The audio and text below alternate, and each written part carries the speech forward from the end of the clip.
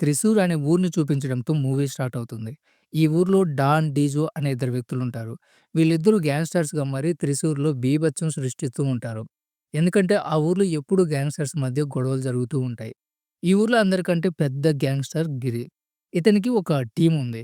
ఇతనికి పోలీసులు కూడా భయపడుతూ ఉంటారు. అయితే పోలీస్ ఆఫీసర్ ఒక టీమ్‌ని ఏర్పాటు చేసి గిరి గురించి, మిగతా వాళ్ళ గురించి తెలుసుకునేందుకు ప్రయత్నం చేయిస్తూ ఉంటారు. అయితే టీమ్‌లో ఉన్న ఒక పోలీస్ ఆఫీసర్‌తో, "సార్ మీరు కొత్తగా వచ్చారు. అందుకే మీకు ఇక్కడ విషయాలు తెలీవు. కానీ మేము ఎన్నో సంవత్సరాల నుంచి గిరి గురించి, అతని గ్యాంగ్ గురించి సాక్ష్యాధారాలు స్వీకరించడానికి ఎన్నో ప్రయత్నాలు చేశాం. అయితే గిరి, అతని గ్యాంగ్ సభ్యులు ఎవరు కూడా ఏ సాక్ష్యాధారాలు వదిలిపెట్టరు. వాళ్ళు ఏ నేరం చేసినా సాక్ష్యాలు దొరకకుండా జాగ్రత్త పడతారు. అంతేకాదు వాళ్ళకి సహాయం చేయడానికి మన డిపార్ట్‌మెంట్‌లో కూడా చాలామంది ఉన్నారు. అందుకే వాళ్ళకి వ్యతిరేకంగా సాక్ష్యాలు సేకరించడం చాలా కష్టం అని చెప్తారు. అయితే మనం చేతులు కట్టుకొని కూర్చున్న వాళ్ళని నేరం చేయమని ఎంకరేజ్ చేయాలా? ఏది ఏమైనా మనం ఎలాగైనా సరే వాళ్ళని సాక్ష్యాలతో పట్టుకొని వాళ్ళ నేరాలు ఇక్కడితో క్లోజ్ చేయాలి అంటాడు. ఇంకోవైపు డాన్ డీజీకి ఎవరో రమేష్ అనే వ్యక్తిని చంపమని సుపారీ ఇచ్చుంటారు. రమేష్ అనే వ్యక్తికి ఏదో స్థలం విషయంలో వేరే వ్యక్తితో గొడవలుంటాయి. ఆ వ్యక్తి రమేష్ దగ్గర నుంచి ఆ స్థలం కొనాలని ప్రయత్నం చేస్తూ ఉంటాడు. కానీ రమేష్ ఆ స్థలం అమ్మడానికి సిద్ధంగా లేడు. అందుకే ఆ వ్యక్తి రమేష్‌ని చంపమని వీళ్ళకి సుపారీ ఇచ్చాడు. కాబట్టి వాళ్ళిద్దరూ పబ్లిక్‌గా రమేష్‌ని ఏటీఎంలో ఉండగానే దారుణంగా చంపేస్తారు. మరోవైపు గిరి తన భార్యతో ఆఫీస్‌లో ఉంటాడు. అక్కడికి తన కుటుంబ సభ్యులు కూడా వచ్చుంటారు. ఎందుకంటే ఈరోజు తన సిస్టర్ పుట్టినరోజు. కాబట్టి బంధుమిత్రులందరూ కూడా అక్కడికి వచ్చుంటారు. అందరూ కూడా బర్త్‌డే ఎలా సెలబ్రేట్ చేయాలి అన్న విషయం గురించి మాట్లాడుకుంటూ ఉంటారు. తర్వాత గిరికి ఒక కజిన్ ఉంది. ఆమె ఒక ఐపీఎస్ ఆఫీసర్. కావాలంటే ఆమె గిరికి వ్యతిరేకంగా సాక్ష్యాలు సేకరించగలదు. కానీ ఆమె అలా చేయదు. అయితే ఇప్పుడు చనిపోయిన రమేష్ గిరి గ్యాంగ్‌లో ఒక మెంబరు. కానీ ఇక్కడ డాన్, డీజీ ఇద్దరు అతన్ని చంపేసి వాళ్ళకి ఏమీ తెలీదన్నట్లుగా అందరి ముందు ఇక్కడ ఎవరో ఒక వ్యక్తి చంపేశారని కేకలు పెట్టి అందరిని పిలుస్తారు. అక్కడికొచ్చిన జనం పోలీసులకి ఫోన్ చేస్తారు. వెంటనే పోలీసులొచ్చి ఎంక్వైరీ మొదలుపెడతారు. ఇదిలా ఉంటే ఏటీఎం గత కొన్ని నెలలుగా మూసేసి ఉండడం వల్ల అక్కడ సీసీ కెమెరాలు కూడా పనిచేయడం లేదు. అయితే పోలీసులు వాళ్ళ పని చేయాలి గాబట్టి రమేష్‌ని చంపిన హంతకుడి కోసం వాళ్ళ ఎంక్వైరీ మొదలుపెడతారు. ముందు అక్కడున్న జనంలో ఎవరైతే ముందు ఆ శవాన్ని చూసారో వాళ్ళందరినీ ఎంక్వైరీ చేస్తారు. అయితే అందులో ఆ హత్య చేసిన ఇద్దరు కూడా ఉంటారు. వాళ్ళు అదే ఊరు వాళ్ళు కావడం వల్ల పోలీసుల దగ్గర వాళ్ళు గతంలో నేరస్తులు కాదా? లేదా? అన్న వివరాలు లేవు. కాబట్టి పోలీసులు వాళ్ళ దగ్గర ఫోను నంబరు, వివరాలు తీసుకొని మేము చెప్పే వరకు సిటీ వదిలి ఎక్కడికి వెళ్ళకూడదని చెప్తారు. వాళ్ళిద్దరూ అందుకు సరే అని చెప్పి వెళ్ళిపోతారు. వాళ్ళిద్దరూ ఇప్పుడు ఒక హత్య చేసినందుకు చాలా సంతోషంగా ఉంటారు. ఎందుకంటే ఈ సిటీలో ముందుగా ఒక హత్య మేమే చేసాం అన్న తలపొగుడుతూ ఉంటారు. ఇది ఇంకా స్టార్టింగ్ మాత్రమే. తర్వాత ఇద్దరు ఒక మహల్‌కి వెళ్లి ఎవరు వాళ్ళని గుర్తుపట్టకుండా బట్టలు మార్చుకుంటారు. బయటకొచ్చిన తర్వాత వాళ్ళకి అక్కడ సిటీలోనే పెద్ద రౌడీ అయిన గిరి భార్య పల్లవి కనిపిస్తుంది. డాన్‌కి ఆమెను చూడగానే ఆమెని తాకాలన్న కోరిక పుడుతుంది. వెంటనే ఆమె దగ్గరికి వెళ్లి అసభ్యంగా తాకే ప్రయత్నం చేస్తాడు. వాళ్ళ చేష్టలకి ఆమెకి ఎంత కోపమొస్తుందంటే వాళ్ళ చెంప చెల్లుమనిపిస్తుంది. అయితే వాళ్ళిద్దరికీ తెలీదు. వాళ్ళు ఆ సిటీలోనే పెద్ద గ్యాంగ్‌స్టర్ అయిన గిరి భార్యతో అసభ్యంగా ప్రవర్తించారని. కాబట్టి వాళ్ళ కెరీర్ స్టార్టింగ్‌లోనే అయిపోయే ప్రమాదం ఉంది. సో, వెంటనే పల్లవి చాలా కంగారుగా గిరి దగ్గరికి వెళ్ళిపోతుంది. గిరి తన భార్యని "ఎందుకంత కంగారుగా ఉన్నావు?" అని అడుగుతాడు. అది విన్న తర్వాత అతను కోపంతో రగిలిపోతాడు. "నా భార్య పట్ల ఇలా ప్రవర్తించడానికి ఎంత ధైర్యం?" అని వెంటనే వాళ్ళిద్దరిని పిచ్చి కుక్కను కొట్టినట్టు కొడతాడు. అంతేకాదు తన భార్య చేతిని తాకిన ఆ డాన్ చేతిని విరగ్గొడతాడు. తర్వాత తన భార్యను తీసుకొని అక్కడి నుంచి వెళ్ళిపోతాడు. గిరికి ఈ గొడవ ఇక్కడితోనే అంతమైపోయింది అనిపిస్తుంది. కానీ సమస్య ఇక్కడే స్టార్ట్ అయిందని అతనికి తెలీదు. తర్వాత నెక్స్ట్ సీన్‌లో రమేష్ అంతిమ సంస్కారాలు చేస్తూ ఉంటారు. అక్కడ గిరి కూడా ఉంటాడు. రమేష్‌కి ఒక అన్నయ్య కూడా ఉన్నాడు. అతనందరితో రమేషు చాలా మంచివాడు. తన దగ్గర చాలా డబ్బుంది. కాబట్టి ఎవరో డబ్బు కోసం మాత్రమే హత్య చేశారు అంటాడు. రమేష్‌కి పెళ్లి కూడా కాలేదు. అతను ఒంటరిగా జీవనాన్ని కొనసాగిస్తూ ఉంటాడు. మరోవైపు డాన్, బీజు ఇద్దరు హాస్పిటల్‌లో ఉంటారు. ఎందుకంటే గిరి చేతిలో తిన్న దెబ్బలకి వాళ్ళు హాస్పిటల్‌లో అడ్మిట్ అవ్వాల్సొస్తుంది. ఈలోగా వాళ్ళ దగ్గరికి ఇద్దరు వ్యక్తులొస్తారు. ఆ ఇద్దరే రమేష్‌ని చంపడానికి డాన్, బీజుకి సుపారీ ఇచ్చారు. నిజానికి వీళ్ళిద్దరూ రమేష్ అన్నయ్య పిల్లలు. రమేష్‌కి చాలా ఆస్తి ఉంది.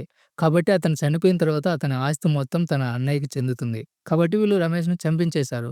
ఆస్తి రమేష్ అన్న పేరు మీదకి రాగానే అతన్ని కూడా చంపేయాలని అతని ఇద్దరు పిల్లలు ప్లాన్ చేసుకుంటారు. అందుకే వాళ్ళు రమేష్‌ని చంపడానికి వీళ్ళకి రూ. 10,00,000 ఇచ్చుంటారు. వాళ్ళు చెప్పిన విధంగానే రమేష్‌ని చంపేశారు.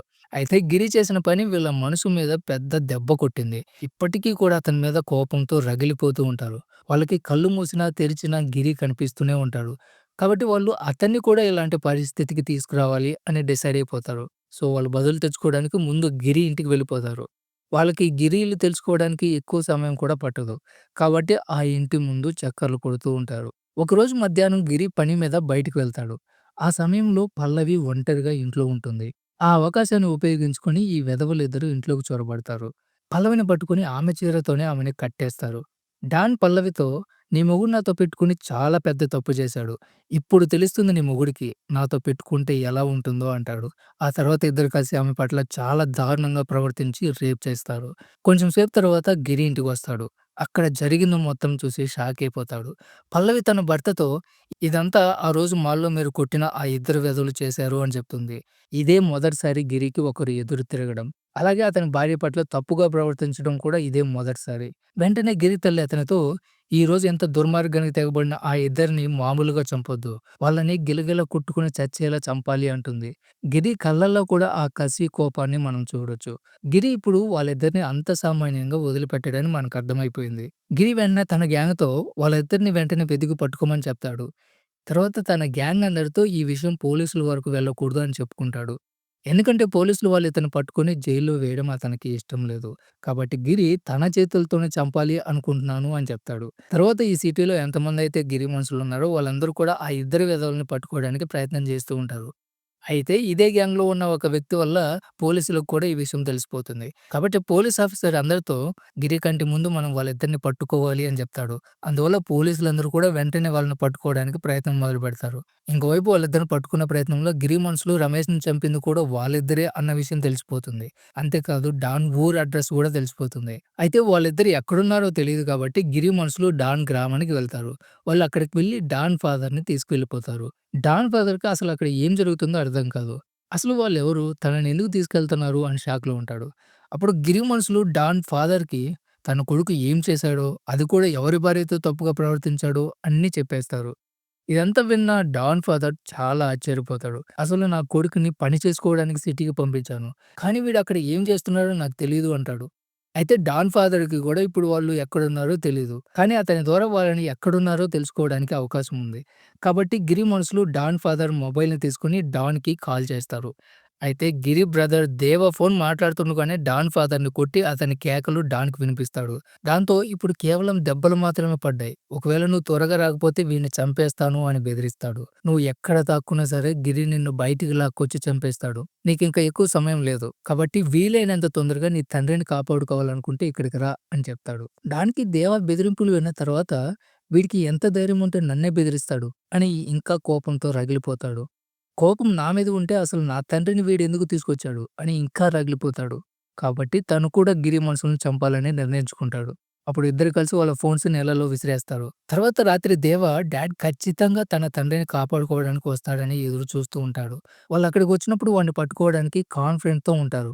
అయితే అలాగే జరుగుతుంది కూడా. కానీ డాన్ భయపడుతూ రాలేదు.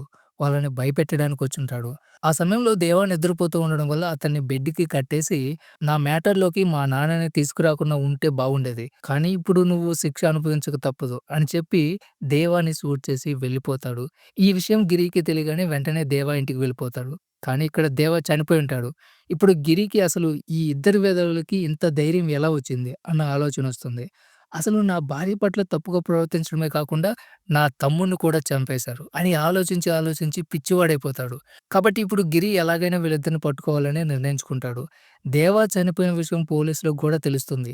కాబట్టి వెంటనే పోలీసులు గూడా కేస్ ఇన్వెస్టిగేషన్ చేయడానికి అక్కడికొస్తారు. పోలీసులు కూడా డాన్ బీజీలను పట్టుకోవాలని అనుకుంటారు. అయితే పబ్లిక్ మాత్రం చాలా సంతోషంగా ఉంటారు. ఎందుకంటే జరిగింది ఏదైనా సిటీలో ఉన్న రౌడీలందరూ ఒక్కొక్కరుగా చనిపోతున్నారని హ్యాపీగా ఫీల్ అవుతారు. వీళ్ళు సిటీలో రౌడీలందరూ కూడా అంతమైపోవాలి అనుకుంటారు. అయితే గిరి కేవలం తప్పు చేసిన వాళ్ళతో మాత్రమే కఠినంగా ప్రవర్తిస్తూ ఉంటాడు. కానీ ఇక్కడ వీళ్ళిద్దరూ ఏమి చేయని అమాయకుల మీద కూడా అత్యాచారానికి పాల్పడతారు. వాళ్ళు కేవలం డబ్బు కోసమే జనాల్ని చంపేస్తారు. గిరి తన బ్రదర్ చనిపోవడం వల్ల చాలా నిరాశతో ఇంటికి వెళ్ళిపోతాడు. అయితే అదే సమయాన్ని ఉపయోగించుకొని ఇద్దరు వెధవలు గిరి మీద ఫైరింగ్ చేస్తారు. వాళ్ళు గిరిని చంపేయాలని నిర్ణయించుకున్నారు. కానీ ఇక్కడ గిరి భుజానికి మాత్రమే బుల్లెట్ తగులుతుంది. గిరి ఏదోలాగా తన కత్తి తీసుకొని వాళ్ళ మీద ఫైరింగ్ చేస్తాడు. అప్పుడు వాళ్ళిద్దరూ బైక్‌లో అక్కడి నుంచి పారిపోతారు. గిరి కూడా చాలా కోపంతో కార్‌లో వాళ్ళని ఫాలో చేస్తూ వెళ్తాడు. ఎందుకంటే మొదటిసారి వాళ్ళు ఇతనికి ఎదురుపడ్డారు. కాబట్టి గిరి అంత తేలిగ్గా వాళ్ళని వదిలిపెట్టే రకం కాదు. అయితే వాళ్ళది బైక్ కావడం వల్ల వాళ్ళు వెంటనే బైక్ టర్న్ తీసుకొని అక్కడి నుంచి వెళ్ళిపోతారు. కానీ ఇక్కడ కారు కావడం వల్ల గిరి టర్న్ తీసుకునే లోపు ఆలస్యం అయిపోతుంది. అందువల్ల గిరి వాళ్ళని పట్టుకోలేకపోతాడు. అలా వాళ్ళు తప్పించుకొని వెళ్ళిపోతారు. తర్వాత డాన్, బీజు ఇద్దరు అడవిలో ఉన్న ఒక గుడిసె దగ్గరికి వెళ్తారు. అయితే ఆ గుడిసెలో లైట్స్ ఆన్ అయ్యి ఉండడం చూసి అక్కడ ఎవరో ఉన్నారని వాళ్ళకి అనుమానం కలుగుతుంది. సో, వాళ్ళు ఉండడానికి వేరే ప్లేస్ వెతుక్కోవడానికి వెళ్ళిపోతారు. వాళ్ళిద్దరూ ఎప్పుడు భయపడుతూ ఉన్నా కూడా చాలా జాగ్రత్తగా వ్యవహరిస్తూ ఉంటారు. అలా వాళ్ళు వేరే ప్లేస్ చూసుకోవడానికి వెళ్తూ ఉండగా గిరి మళ్ళీ వాళ్ళకి ఎదురు పడతాడు. అయితే ఈసారి గిరి చాలా స్పీడ్‌గా వాళ్ళని ఫాలో చేసి వాళ్ళ బైక్‌కి డాష్ ఇస్తాడు. అప్పుడు ఇద్దరు నేరుగా నేలల్లో పడిపోతారు. వాళ్ళ అదృష్టం బాగుంది కాబట్టి ఆ విధంగా వాళ్ళు మళ్ళీ తప్పించుకొని వెళ్ళిపోతారు. చేతికి దొరికినట్టు దొరికి తప్పించుకుంటారు. అయితే గిరి మౌనంగా ఉండే వ్యక్తి కాదు. వాళ్ళని చంపే వరకు అతనికి మనశ్శాంతి ఉండదు. నెక్స్ట్ సీన్‌లో రమేష్‌ని చంపమని సుపారీ ఇచ్చిన ఆ ఇద్దరు అన్నదమ్ముల్ని అరెస్ట్ చేస్తారు. ఆ విధంగా హత్య చేసింది ఎవరు అనేది కూడా పోలీసులకి తెలిసిపోతుంది. అయితే ఇప్పటికి పోలీసులు కూడా వాళ్ళని పట్టుకోలేకపోతారు.